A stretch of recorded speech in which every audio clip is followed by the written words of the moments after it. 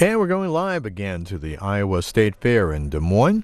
Here on C-SPAN, Republican presidential candidate Lindsey Graham just a moment or two away from taking the soapbox to speak there at the Des Moines Register's candidate soapbox. You see the woman from the Des Moines Register introducing Senator Graham. That's a long-standing tradition where presidential hopefuls get 20 minutes on stage, and you'll get your chance to weigh in. As soon as the senator is done, we'll open up our phone lines, and you can get a hold of us through Twitter or Facebook. Our live coverage now again from Des Moines on C-SPAN. From his sister, Darlene.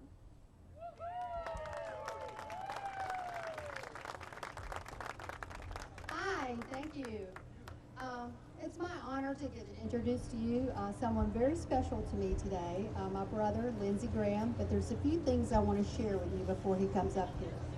Lindsey and I grew up in a small town in South Carolina in one room, not one bedroom, but one room in the back of our parents' pool hall, liquor store, and bar. We all lived, slept, ate, everything in that one room. And as small business owners, our parents worked long, hard hours that instilled a very strong work ethic and important values in both Lindsey and I. As I got a little older, our mother started to get sick. She was in and out of the hospital a lot. And Lindsey stayed by her side day and night. He never left her side. And now that I'm about the age she was, I realize how awful that had to be for her, how sick she was and scared and probably worried about her children and what would happen to them.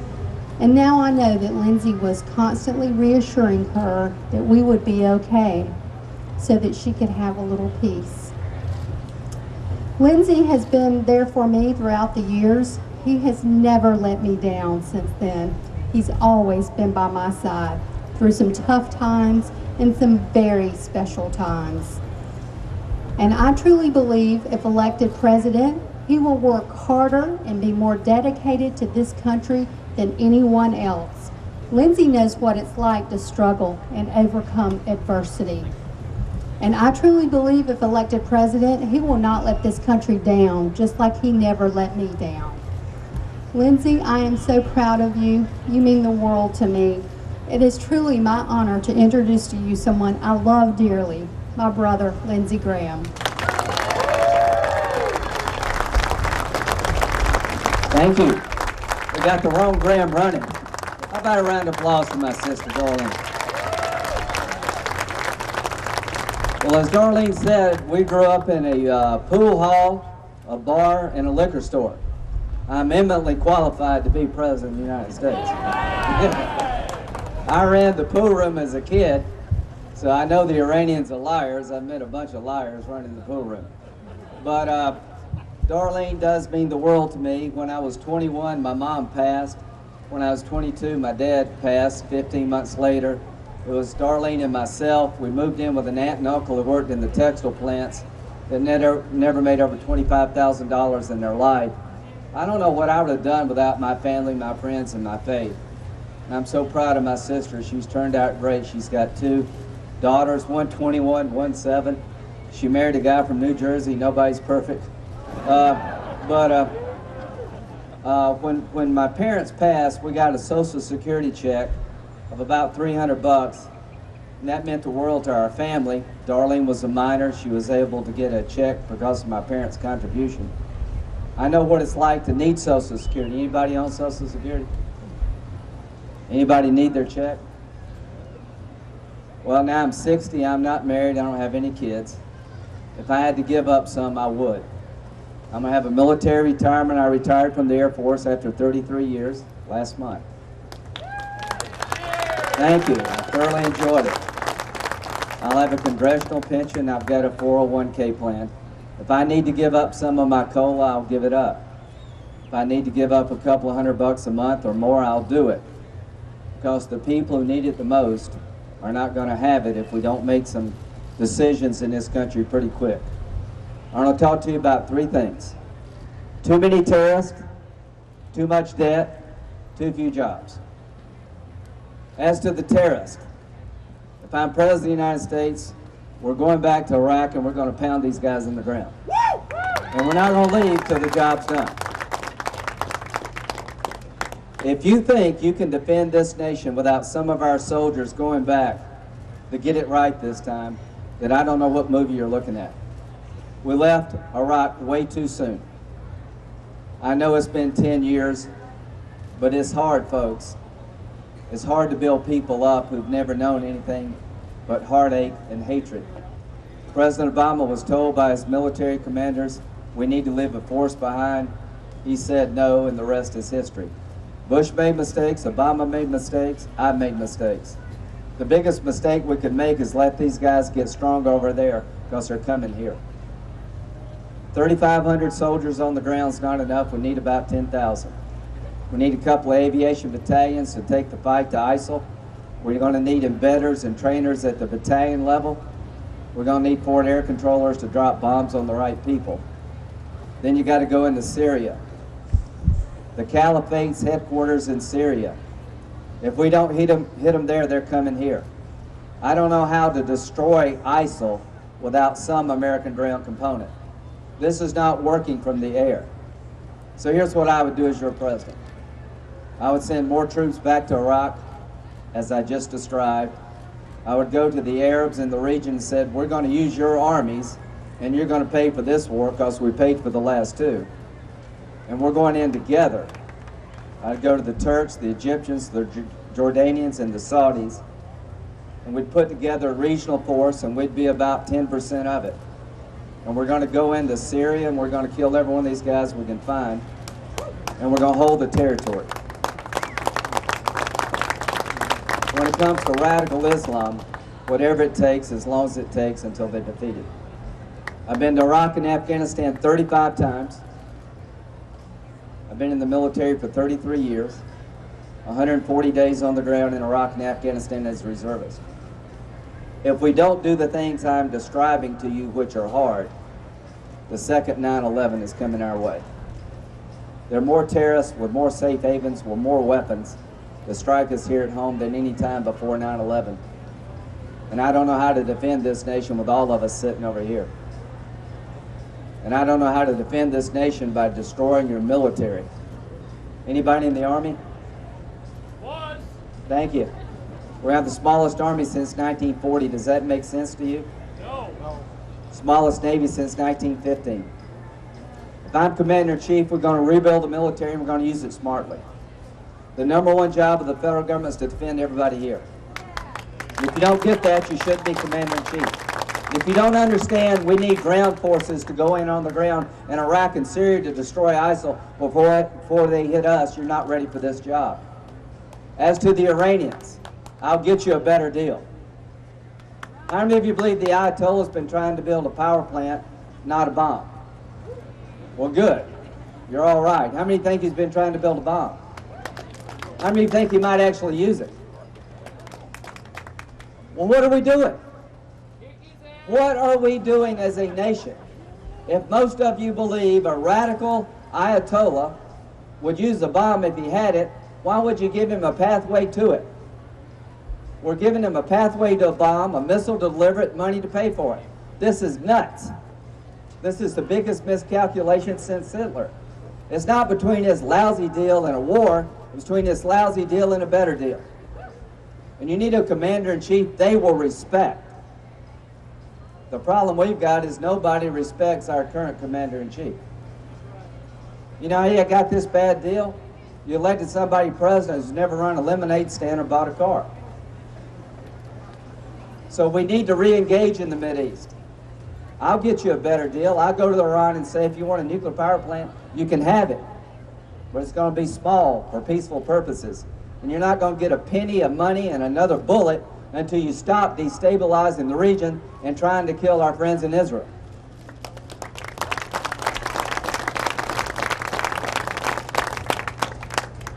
And if you want a war, you're going to lose it. It's up to you. I don't want a war with anybody.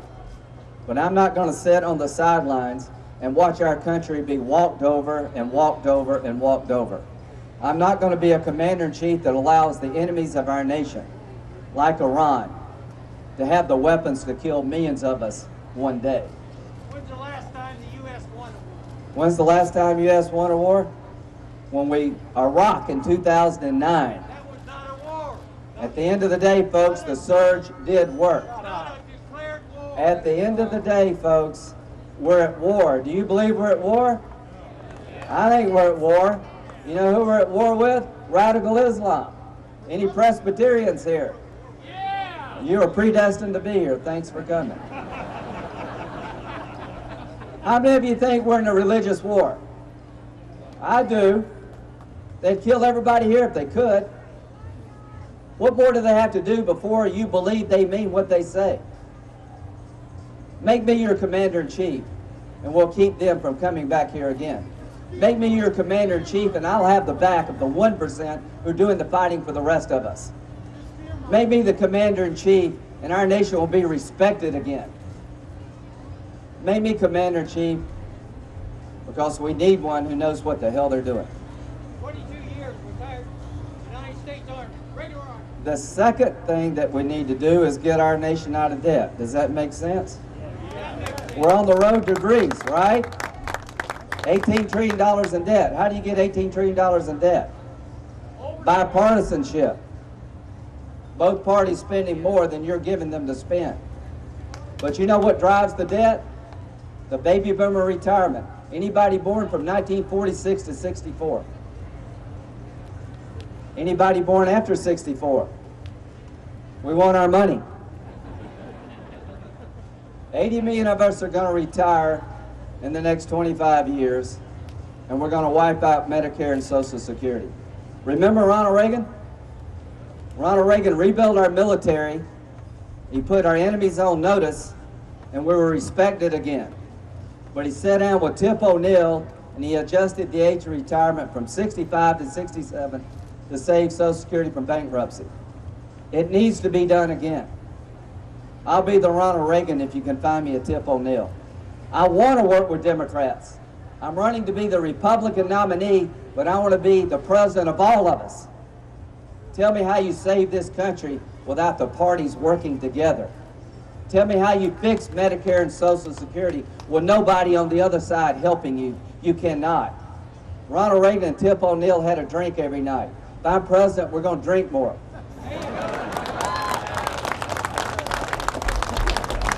And after a couple drinks, we're going to stop the BS and we're going to work together. If you're running for president of the United States, you ought to be willing to openly embrace working with the other side if they'll work with you. Folks, we're running out of time.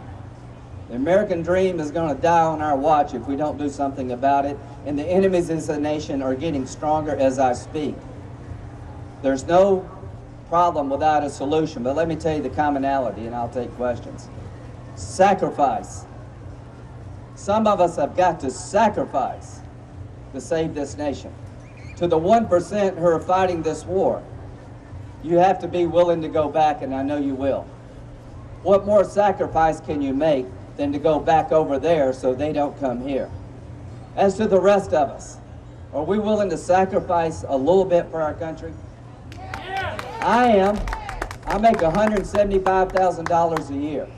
I will take less in Social Security because I can afford it, to give it to people who need it the most.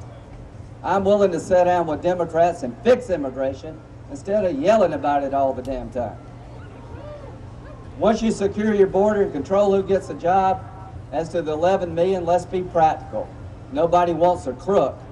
To the rest, you can stay, but you got to learn our language to say.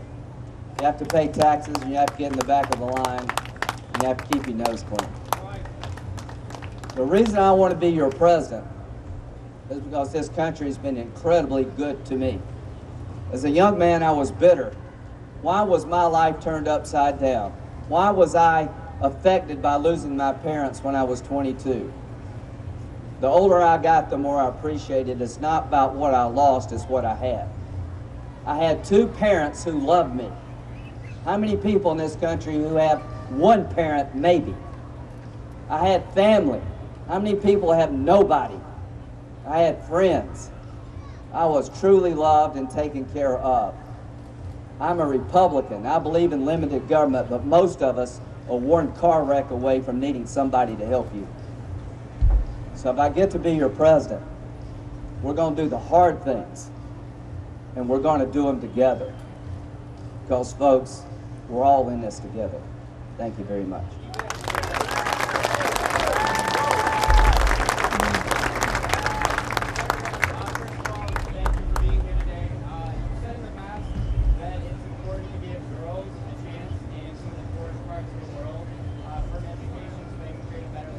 Right. This statistic shows a great way to keep people out of violence, Right. in their area or here.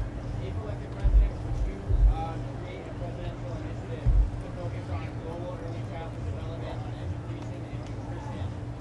He asked a question about helping other people. Well, when you're $18 trillion in debt, you can't be everything to everybody. Does that make sense? But you're not going to save this country and defeat radical Islam by dropping bombs alone. You want to really hurt radical Islam? You want to give these guys a real punch in the gut? Let a young girl go to school. Let a mother have a say about her children. So if I'm president, we're going to find as many of these guys as we can over there and kill them or capture them, but we're going to do something else too. We're going to build up other people who live in peace with us. I've been there 35 times. I know there are plenty of people over there that want many of the things you want. If I'm the President of the United States, we're going to go on the offensive against terrorism, but we're going to build up others. A small schoolhouse in a remote region educating a young poor girl will do more damage to radical Islam than anything I can think of. This is a generational struggle, folks. Let me tell you how it ends. We win, they lose, but it's going to take a while.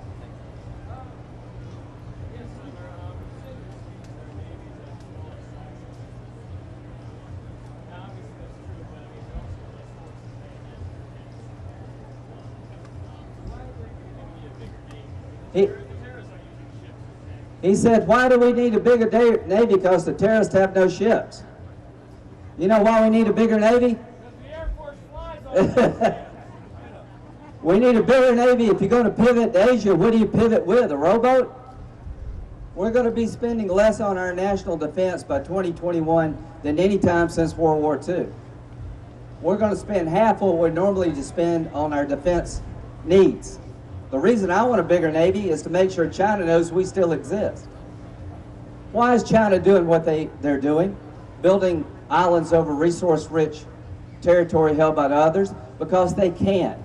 When Obama drew a red line against Assad, young man, he crossed it, nothing happened. Putin and China took that as a sign of weakness. You know why I want a larger Navy? I want Putin to know we're not going away. I want to rebuild our defenses like Ronald Reagan, get us out of debt, balance the budget, and take the fight not only to ISIL, but let Putin know you're not going to walk all over our friends. Remember when we signed the deal with the Ukraine to give up their nuclear weapons? We guaranteed their sovereignty. Well, Putin has stepped all over that. If I'm President of the United States, we're going to take natural gas we own. We're going to sell it to our friends in Europe to undercut his monopoly. We're going to give weapons to the Ukraine so they can defend themselves. We're going to rebuild NATO so he knows that America's back. That's why we need a bigger Navy. Right here. Alzheimer's, yes, sir.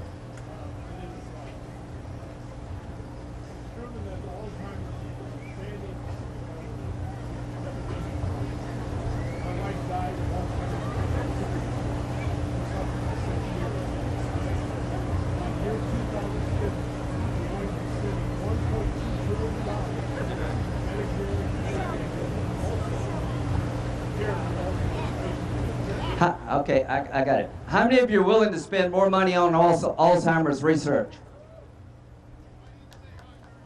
How many of you are willing to spend more money on education?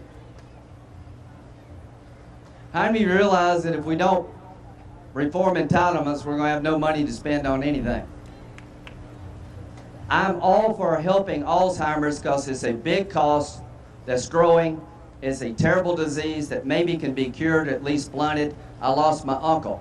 But here's what I want to tell you. Any farmers here?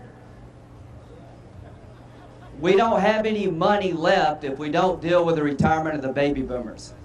By 2031, all the money we collect in taxes goes to pay Medicare, Medicaid, Social Security, and interest on the debt. Does that make sense to you? If you don't adjust the age of retirement, and if you don't means test benefits, there's no money left to help anybody do anything else. There's no money left for the Department of Defense. Have you heard of Simpson Bowles?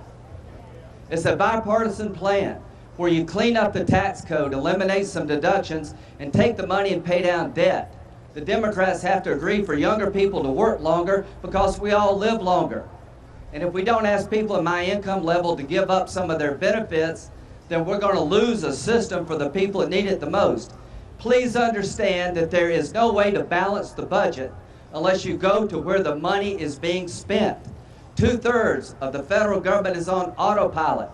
If Republicans and Democrats do not do what Ronald Reagan and Tip O'Neill did soon, we're going to become Greece. We're going to lose our way of life. We become a debtor nation. But here's the good news. We're one big deal away from saving America.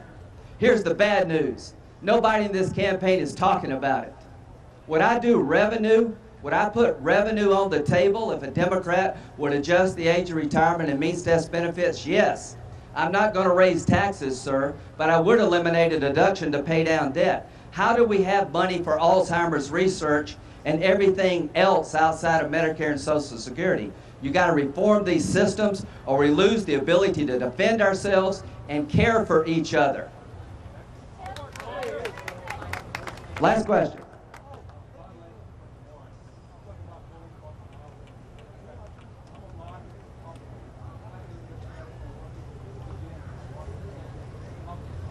Okay, this is a Republican-Democrat thing.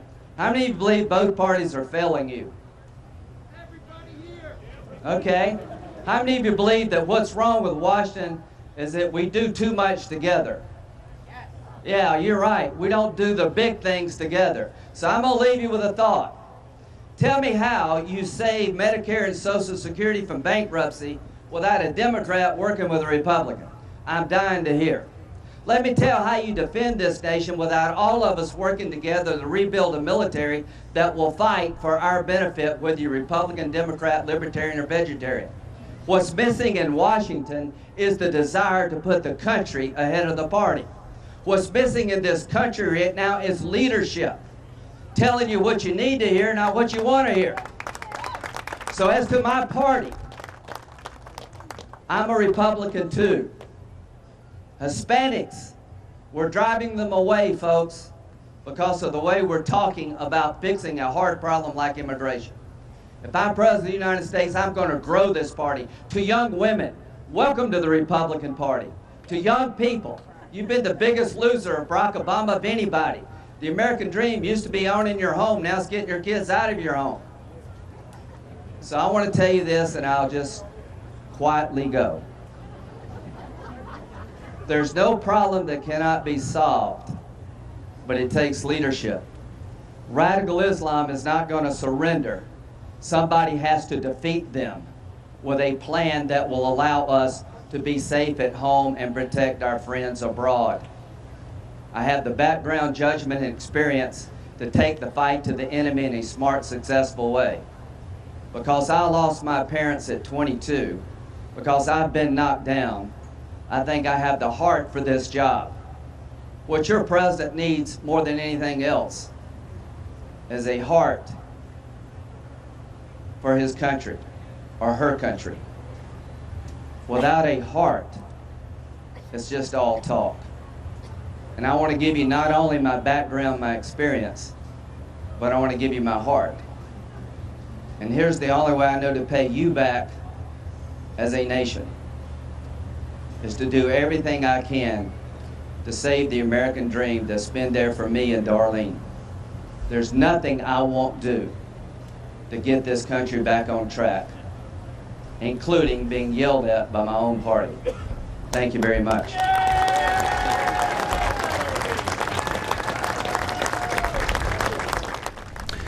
So what'd you think about the remarks by Senator Lindsey Graham, Republican of South Carolina? This is our last live speech of the day, but we'll be live with you here for about 10 or 15 more minutes to take your calls. Here are the numbers to call. Would like your comments on the senator's remarks. Republicans call 202-748-8921. Democrats, 748-8920. Independents, your number is 202-748-8922. And Iowa voters, you have a separate line just for you. Want to hear your observations on everything that's going on at the Iowa State Fair, in addition to Lindsey Graham's speech. 202-748-8923. The senator was introduced by his sister Darlene, spoke for the typical 20 minutes at the Iowa State Fair in Des Moines. And Steve is up first from Florida, Denellen, Florida, independent caller. Hey there. Turn it up. Hello? You're on the air, Steve. Lindsey Graham, to me, he's not even registering. His problem, really, and I think the intent of him and several others, is divert votes that would have helped Jeb Bush. A vote for Lindsey Graham, no matter how minute, is a vote that will not go to an opponent of Jeb Bush. That's the only reason he's in the thing. He has no chance of winning. So he is in the... Well, let me ask you then. He's on the lower end of the polls, as we know. Do you think he stands a chance of diverting votes away from Jeb Bush and others? Well, even if he takes 200 votes, there's no reason for this man to be in the campaign. And the only reason him and the lower tier voters, I think unconsciously, I don't believe they're in on it, but I do believe that their supporters know that if you took the 4 lowest tier people and added them to Trump, Carson, or Cruz, where would Jeb Bush be? They're helping Jeb Bush in a roundabout way, even though it's a hopeless cause. All right. But Lindsey Graham, he's wrong on immigration, and every Republican that thinks knows he's wrong on immigration. And if they're pinning their hopes on the immigration issue, the Republican Party is signing its own death warrant. Get the point. Want to let some other folks get in here. Some of the tweets around the Lindsey Graham speech said that there was not the crush of the other crowds for the other speakers earlier today, those being Scott Walker and Carly Fiorina, but there were plenty of folks there. Graham stickers, some tweeters mentioned, and we have Juan from another call from Florida. It's Wildwood, Florida, this time, Democratic caller. Hey, Juan. Juan, you there? Yes, sir. You are on the air. What would you like to say? I want to just make a comment of the Republican Party as a whole. Go ahead. They're always blaming the Democrats for everything when they're the ones that are doing. Mr. Bush, his son, created the war. They put us in debt, costing us $2 billion a week, and there was no massive destruction weapon. They killed Saddam Hussein. He was the one that was controlling that region. That's why we have all these problems in the Middle East. They should have never done with those dictators away. And the Republicans are just never for the middle class. They're always out for the rich. And that's my opinion. All right, let's hear from Steve in Reno, Nevada. Thanks for hanging on, Steve. You're on the Republican line. What would you like to say about Lindsey Graham's speech? Whenever I see him, I can't believe that I have friends in South Carolina who are very conservative. I don't know how he gets elected. What does he say that concerns you? He's like a little puppet of John McCain, and I'm tired of him. Okay. Senator Graham talking about Iraq. One of the quotes was he would go back and pound them into the ground if he was president. And one person via Twitter responds by saying, no more war. Not gonna fly, Lindsey. My grandson's arms, legs, and brains do not belong to you. He's stuck on that Iraq and Syria theme, ISIS. Talked a lot about bipartisanship, though, and said that if folks gave him another Tip O'Neill, he'd be another Ronald Reagan in the White House. We have Ken from Georgia, Hepzibah, Georgia, Democratic caller. Hey, Ken. Hi there. What would you like to say? Well, actually, I'd like to say it to Lindsey and the rest of them. They keep talking to Republicans about 1940 troop strengths, but really none of them in Congress, the president nor Congress, will talk about the greatest change to the military in its history. And that comes in January when we have women in combat units. Now, I'd like to know how we're going to smash them in the ground with women in combat units. And believe me, I expect when we go to women in combat units that my grandchildren, the boys in it, are going to be right alongside the girls on the draft boards. The second thing I'd like to say is, if he is so concerned about Social Security, why don't he take his millionaire buddies and put something forward for removing the cap on Social Security? I'm tired of my family members paying 6.5% of their income to Social Security, but Lindsey Graham's friends paying 0.00001% of their total income. So that's just 2 points that I think he's missed up on. All right, thanks for calling, Ken. We'll get some more of your calls in and let you know that we'll replay today's speeches right after we're done with this phone segment. We'll play them again at 8 o'clock Eastern time tonight. There'll be 3 speeches total: Scott Walker, Carly Fiorina, and Lindsey Graham's speech. More about the crowds here tonight. David Redlosk tweets, major difference between Lindsey Graham and the others that I've seen: no media scrum when finished. Just a shot of the senator there, but not quite as large a group of media as earlier today. Morgan is from Myrtle Beach, South Carolina now, independent. Hey, Morgan. Yes, can you hear me? Yes, well, go ahead. I live in South Carolina. I'm retired here. I think Mr. Graham's a good man, and I think he has a lot of good intentions. He's been very compassionate about his position on the immigrants. When gay marriage was made legal, he spoke somewhat supportively of that. I think he's a good person. I think what we have in this country is a huge division, and as long as we're divided, we're not going to go anywhere, and we're not going to move anywhere, and I want everybody to realize that. I'm 66. I have never seen division like this. Well, what's the answer to this division, do you think, Morgan, and who might be best fit to solve that problem? I was hoping that in this process, somebody would come up on either side and show that they can manage over the whole country. And instead, what I'm seeing is the Republicans catering too hard to the right, and Mrs. Clinton catering too hard to the left. Wherein the moderates form the majority of the voters. Where's the person that says, I want to manage everybody, I want everybody to work together? We don't have that, and if we don't get it, we're going to keep falling. Thanks, Morgan. Beth on the line now from Rockford, Illinois. Beth is a Republican. Good afternoon to you. Yes. Beth, if you can hit the mute button on your TV set, we'll hear you a lot better. Okay. Waiting for Beth from Rockford, Illinois. Yeah. What I'm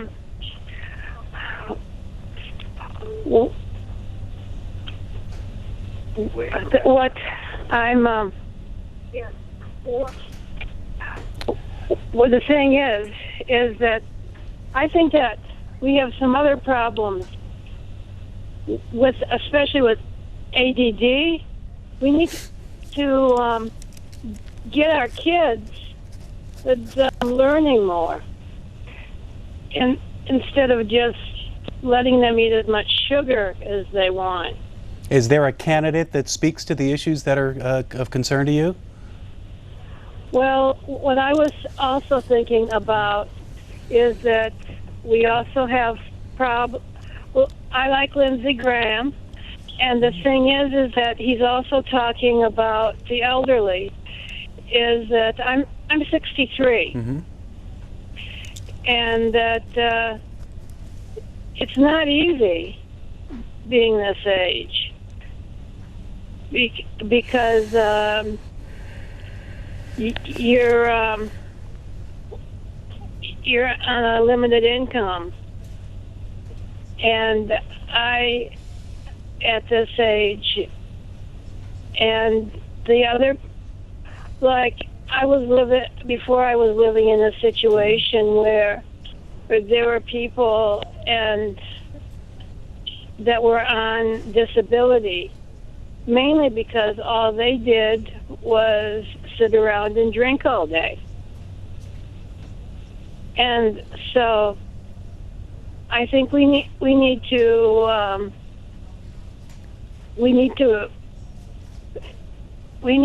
help people who want help, but right. not just.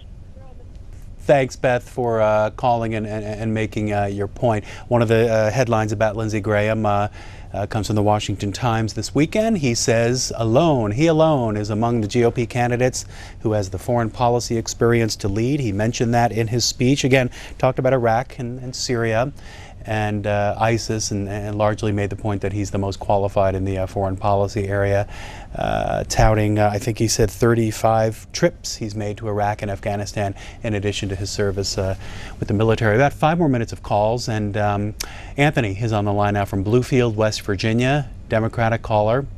Good afternoon, Anthony. Hey, how are you? I'm doing well. How are you? I'm just fine. So what do you think? I just finished listening to Lindsey Graham. The only thing that I actually like about him is his stance on immigration. Other than that, the Republican side, they all pretty much in different words say exactly the same thing. The one person on the Republican side that I do like, and that's only because I like her delivery. I don't like what she says, but I like how she delivers it, is Carly Fiorina. Okay. I think she's a very strong candidate, and it probably will move up in the ranks, especially to the big guy debate next time. So as a Democrat, who are you liking at this point? Well, I have a dilemma.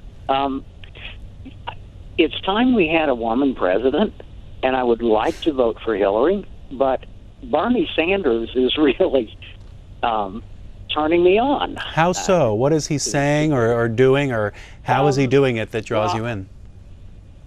I like pretty much everything he says. I like the expansion of Medicaid, Medicare, and Social Security instead of cutting it.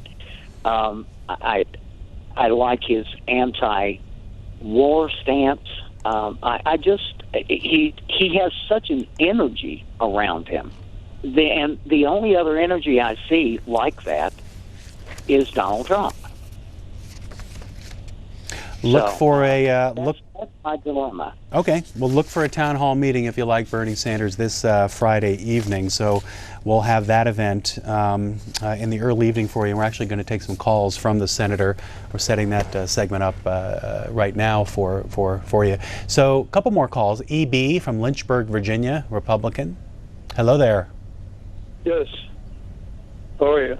Doing well. What would you like to say about Senator Graham? Well, I liked pretty much most of the things you had to say, but I go a little beyond that. I'm a little bit different than some folks, okay? Not better, just different. I'm going to use the Bible text to give you a little idea. Some people don't like to hear it, but that's just too bad.